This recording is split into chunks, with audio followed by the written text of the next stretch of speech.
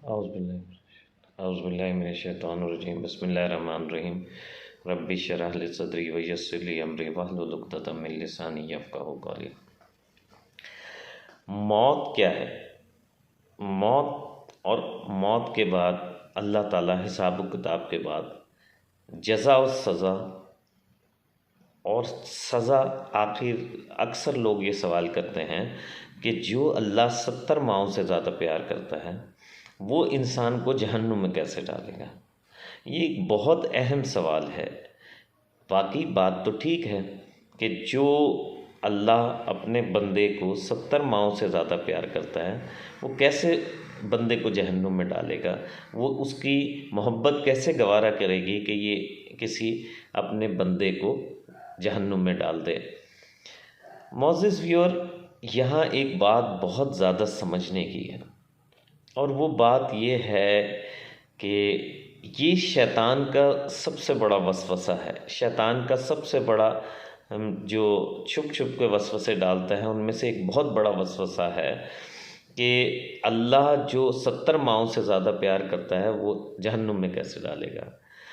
आप देख रहे हैं मेरा यूट्यूब चैनल दीनो दुनिया। बात अच्छी लगे तो शेयर कीजिए, अगर गलती हो जाए तो कमेंट्स में रहनुमाई कीजिए। मुअज़्ज़िज़ व्यूअर्स, आप गौर करें अब इसकी असल हकीकत क्या है कि क्या अल्लाह तो वाकई बंदे से इतना मोहब्बत करता है 70 माओं से ज़्यादा? क्या उसके बावजूद भी वो जहन्नुम में डालेगा? तो हाँ, बिल्कुल जहन्नुम में डालेगा। और उसको जहन्नुम में डालते हुए बंदे को उतना ही दुख होगा, उतना ही वो गमज़दा होगा, उतना ही परेशान वो गमज़दा होगा, वो उतना ही मग़मूम होगा जितनी एक माँ होती है, बल्कि उससे 70 गुना ज़्यादा मग़मूम होगा। अल्लाह ताला की ज़ात बार बार कुरान पाक में फरमाती है कि जिसने कुफ्र किया, कुफ्र से मुराद ये है कि अल्लाह हर वो काम बताता है जिसमें इंसानियत का फ़ायदा है। गुनाह हर वो काम है जिसमें इंसानियत का नुकसान है, और सवाब हर वो काम है जिसमें इंसानियत का फ़ायदा है। अल्लाह कुरान पाक में बार बार फरमाता है जिसने कुफ्र किया उसने अपनी ज़ात पे जुल्म किया, और जिसने अपनी ज़ात पे जुल्म किया। जब कोई बच्चा, आप गौर करें कि जब कोई बच्चा अपनी ज़ात के लिए कोई नुकसान कर रहा होता है तो माँ को कितना दुख होता है। एक मिसाल की बात है, माँ 70 माओं से ज़्यादा प्यार करती है, लेकिन क्या करती है कि जब बच्चा बीमार हो जाता है तो उसको पकड़ के ज़बरदस्ती पकड़ के टीका लगवाती है। अगर नहीं टीका लगवाता तो मारती है। अगर एक मिसाल की बात है, वो कोई बुराई कर रहा हो तो माँ को गुस्सा आता है, माँ उसको सज़ा देती है।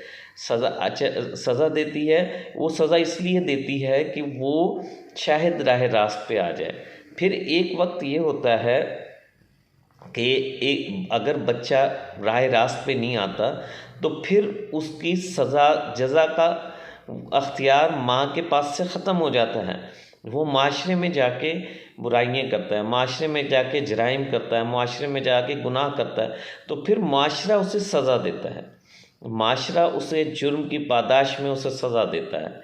अब जब माशरा या वक्त की अदालत या वक्त का काजी या वक्त का हाकिम किसी गुनाह के पादाश में किसी बच्चे को सज़ा देता है तो माँ को बहुत दुख होता है, बेइंतहा दुख होता है। लेकिन माँ, चूँकि ये माँ इस मुल्क में रह रही, इस कानून के मुताबिक उसने चलना है, और उसके बच्चे ने उसकी कानून की ख़िलाफ़ वर्जी की है, और उसकी कानून की ख़िलाफ़ वर्जी के पादाश में उसको सज़ा मिल रही है। चाहे वो जेल की सज़ा है, चाहे वो मौत की सज़ा है, चाहे वो करोड़ों की सज़ा है, कोई भी सज़ा है अकॉर्डिंग टू हर मुल्क में। तो वो जब सज़ा मिलती है तो माँ को बहुत दुख हो रहा है, बहुत परेशान होती है, लेकिन उस वक़्त वो उस कानून की पाबंद होती है, उस कानून के मुताबिक उसकी बेटे का फ़ैसला हुआ होता है। तो आप बताएं कि उसको कितना दुख हो रहा होता होगा। इसी तरीके से अल्लाह की ज़ात बंदे से 70 माओं से ज़्यादा प्यार करती है कि उसे बग़ैर किसी मेहनत के, बग़ैर किसी तकद्दो के, आप ये देखें कि इंसान की सबसे बड़ी ख्वाहिश पहले आसाइशें होती हैं। जब सारी आसाइशें मिल जाती हैं तो हुकूमत होती है। तो अल्लाह की ज़ात ने तो जब अभी सूर भी नहीं फूक, जब अभी रूह भी नहीं फूकी, जब अभी बंदे में बंदा का वजूद भी नहीं आया, उस वक़्त अल्लाह ने फ़ैसला कर लिया कि इसको जन्नत की आसाइशें देंगे और इसको हाकमियत, तमाम मखलूक़ात की हाकमियत देंगे। उस वक़्त तक तो अभी उसने कोई अच्छाई बुराई नहीं की, लेकिन अब वो एक मसला ऐसा आ गया कि एक शैतान ने इनकार कर दिया, कहने लगा या अल्लाह मैं तो नहीं इसे सजदा करता। तो अल्लाह ने इस पादाश में, इस जुर्म की पादाश में एक ऐसे जिन को, एक ऐसे उसको कि जो अल्लाह ने जिन्नात से उसका मर्तबा बुलंद करके फ़रिश्ता बना दिया और फिर अफ़ज़लुल मलाइका बना दिया, उसको रांदा दरगाह कर दिया। किस वजह से कि उसने इंसान को सजदा नहीं किया। अब वो फिर अल्लाह ने, उसने कहा कि मैं तेरे बंदों को वरगलाऊँगा। अब गौर कीजिएगा, कानून को समझें।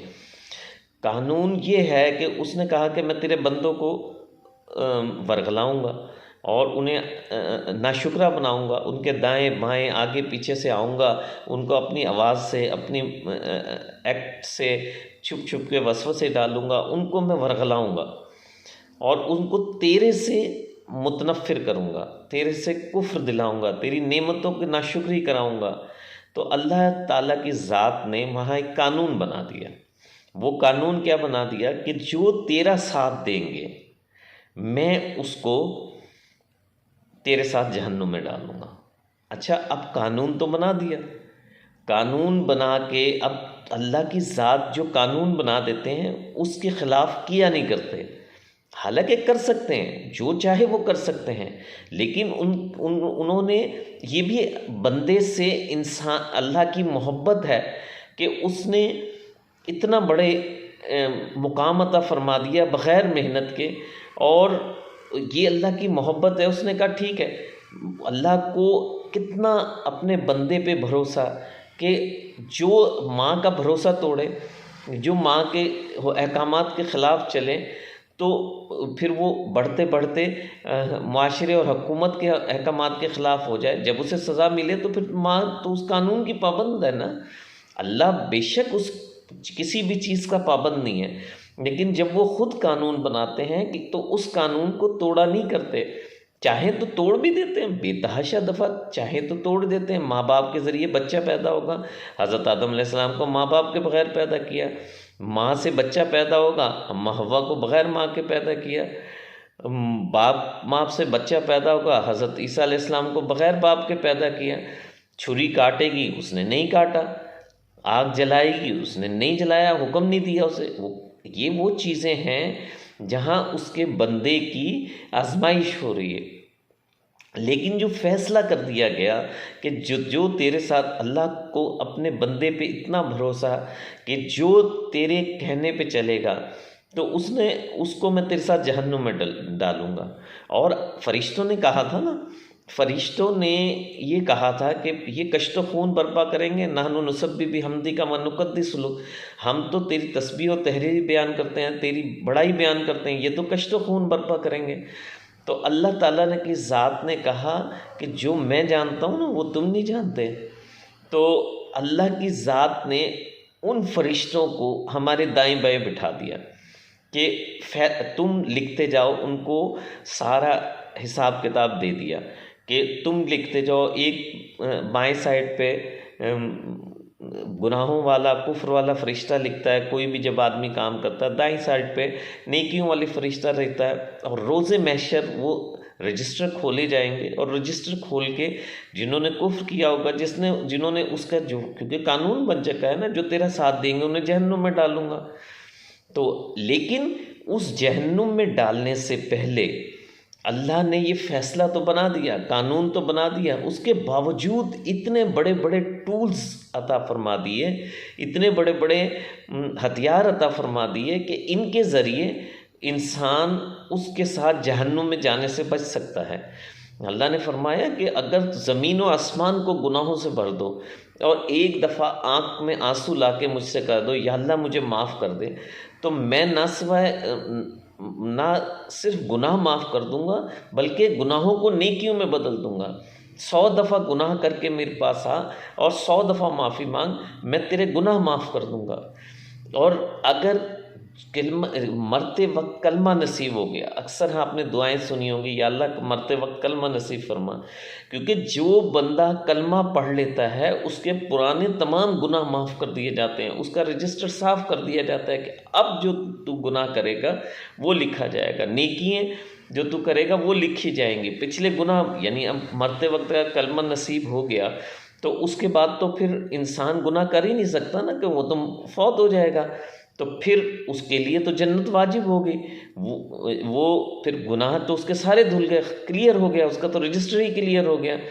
तो आप ये देखें, आप इतने टूल्स अल्लाह ताला ने अता फरमाए हैं कि बंदा अगर उन टूलों को ना इस्तेमाल करे, उन टूल्स से फ़ायदा ना उठाए, तो फिर जो अल्लाह ने कानून बनाया है, कल को वो कहेगा कि या अल्लाह तू मुझे क्यों जहन्नुम में डाल रहा है, मैंने भी तो कुफ्री किया था, तेरे बंदों ने भी तेरे कहने नहीं माने, इन्हें भी डाल। तो फिर अल्लाह डालेंगे, क्योंकि उन्होंने मुकाबला कराया है ना, अशरफुल मखलूक़ात बनाया है और फ़ैसला किया है कि आखिरी वक्त तक अगर कोई गुनाह से इस्तग़फ़ार नहीं करता, तौबा नहीं करता, तो उसे जहन्नुम में डालेगा।